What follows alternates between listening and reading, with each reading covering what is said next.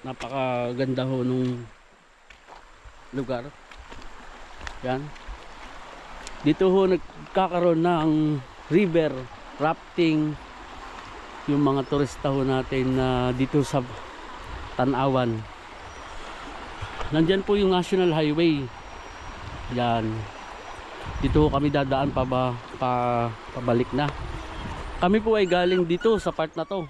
At kami may binidyo na 2.7 at 2.5. Ito ho ay binigay sa atin ng isa sa kaibigan natin na taga dito mismo sa Tanawan. Ang ganda ho ng river nito. Sa ngayon dahil summer, ito saktuhan lang. Kaya kaya tumawid dyan? Oo. Mamaya pupunta pa tayo dun. Malinaw ito. At may stagnant lang dito kasi nagkaroon ng ano eh. Ayan. Yung meron pa rin dun. Yan, mamaya po kami palabas na, malapit. Sa National Highway po baka may 1 kilometro ito. Yung aming natatanaw na yan o wala na po. At dyan nga daw magkakaroon ng hanging bridge. Ilalagyan dito ng barangay kasi po doon nagsisimento na po sila. At yung lugar po ng Tanawan, Real Quezon, ay mayaman din sa tubig. At ito nga ho ang isa sa naibigay sa atin para i-present sa inyo. At kung sino pong gusto na hindi nyo pa madidevelop sa ngayon, investment pa lang dahil mura pa yung per square meter dito. Tulad ho nun, ang laki ng river. Tapos meron po ditong another river. At ito po, river pa rin. Tapa. May waterfalls ba dyan? Ayan, mas malilinaw. Siguro isa lang po yun, naghiwalay lang. Ang maganda nito, may mga panambak na bato, buhangin, saka ano. Kahit hindi ko po masuot yung 1.9 hectares na may titulo po iyon. Ngayon, pwede ho natin siyang kunin sa presyo na mas mababa sa 70. Ayoko lang pong basagin yung presyohan. Kasi may iba't iba pong ahenteng may hawak nito. Yun po yung tabi na river. Ang maganda, ganito pala. Anong meron dito? Magandang paliguan. May niyugan ano? Oo, niyugan yan. Papasak doon sa loob. Flat yan ah. Tutuloy pa ba gatagan? Ay kahit dyan lang oh. Dito. Dito naman. Nasaan ba yung... Ay ngayon. Ang ganda ho ng property. Eh pwede tayong maligo dito. May lagoon. Yan pong niyugan na yan. Yan po yung binebenta. So dito kami dadaan. Dito.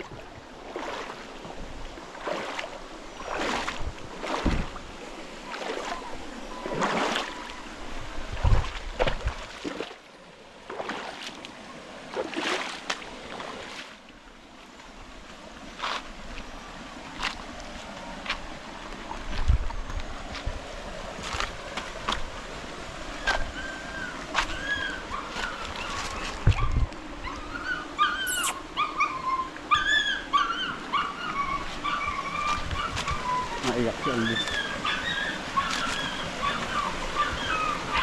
1.9 hectare.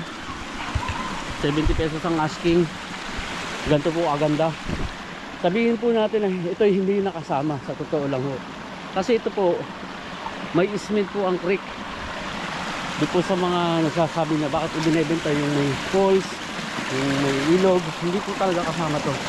Hindi ho natin ituluhan. Pero, ang may titulo po ay ito. Ngayon yung binebenta pong lupa, ito. Kasama na yan. May niyugan. Yan po ay may titulo. Naklowa. Ang kailangan lang ho natin dyan, relocation survey para po makuha natin yung eksaktong boundaries, mga muhon. May mga isda ho. Isa sa pinakamaganda ho dito, ito ho yung lupa na makukuha ho natin. Tayo ho magbe-benefits dito sa ilog na ito. Yan pong lagoon na yan.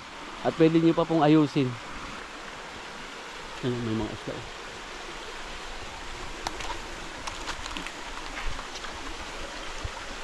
Kami po'y galing doon sa pinakamalayo, yung 2.7 tsaka 2.5. Pero ito ho pala ay may magandang ilog na ganito, kalinis. Yan ho.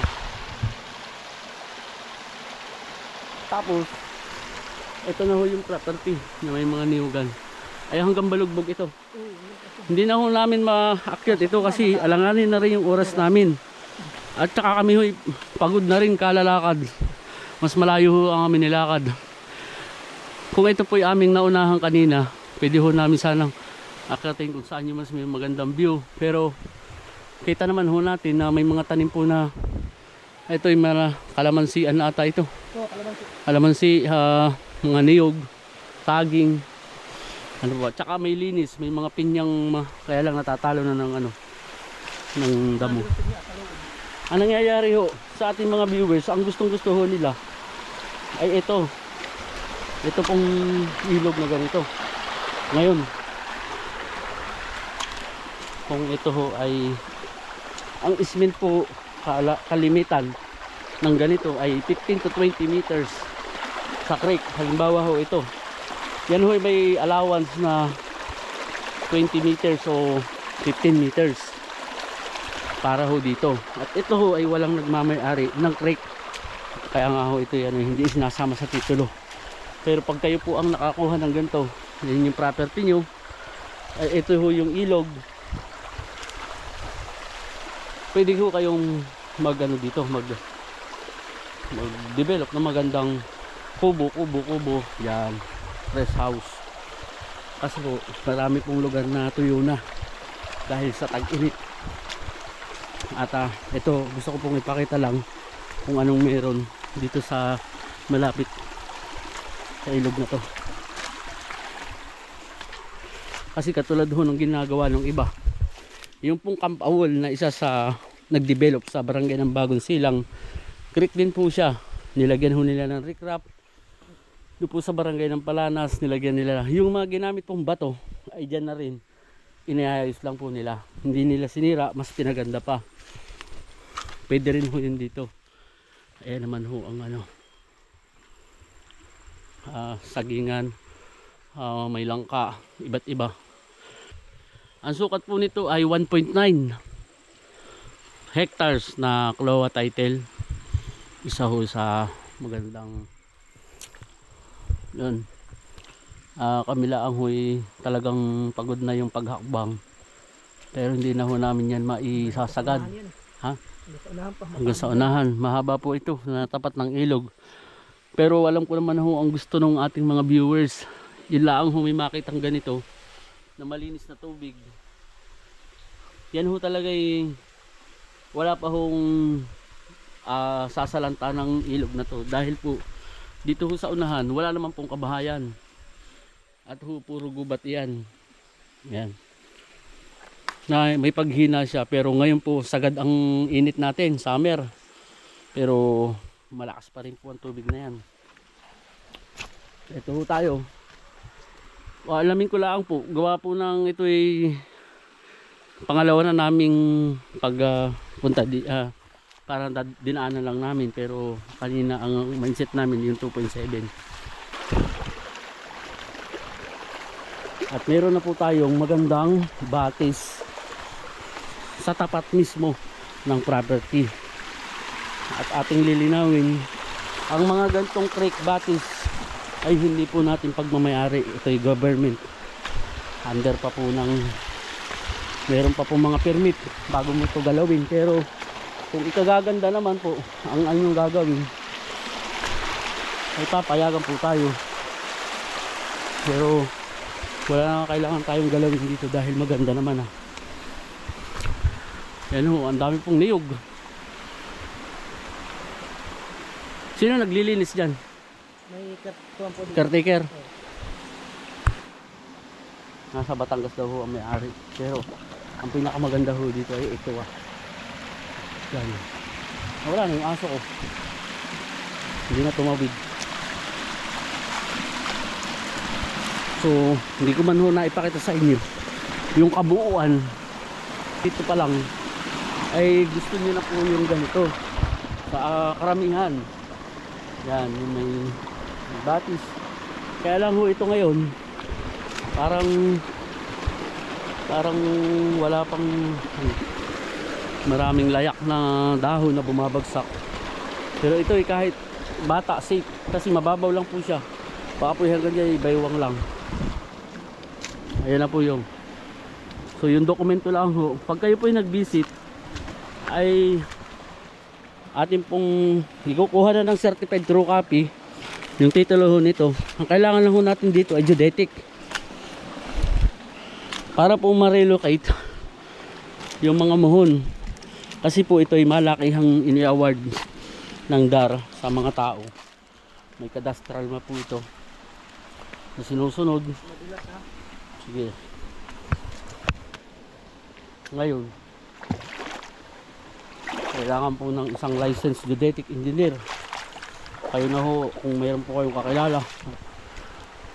Bukod po dyan sa magandang river na yan, ito ho yung malaking river na dito nagkakaroon ng river rafting. Yun yung isa sa pinagmamalaki ng Tanawan, Real Quezon. Marami po ang turista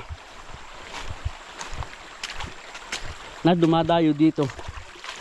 Kahit inyo pong i-search sa Google, Facebook, kung ano ang pinaka kambungad ng Tanawan, Real Quezon, yan po yung river rafting. Dahil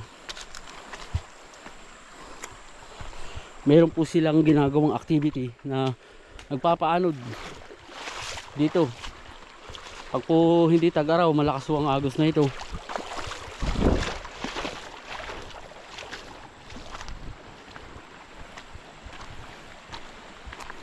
May mga safety naman po sila, may helmet, tsaka po yung mga life jacket.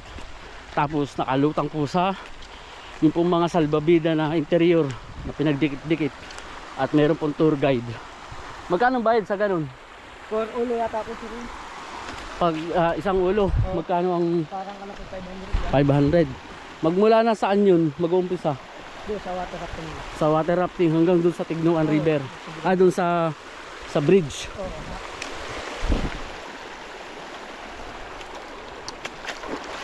Yan, napakalinis po ng tubig.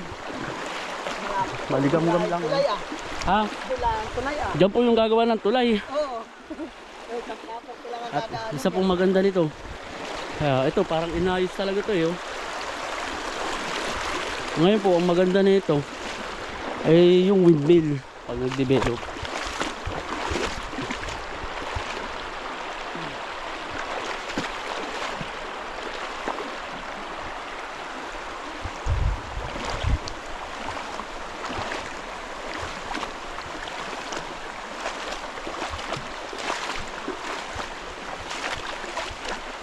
Habang ilog po nito.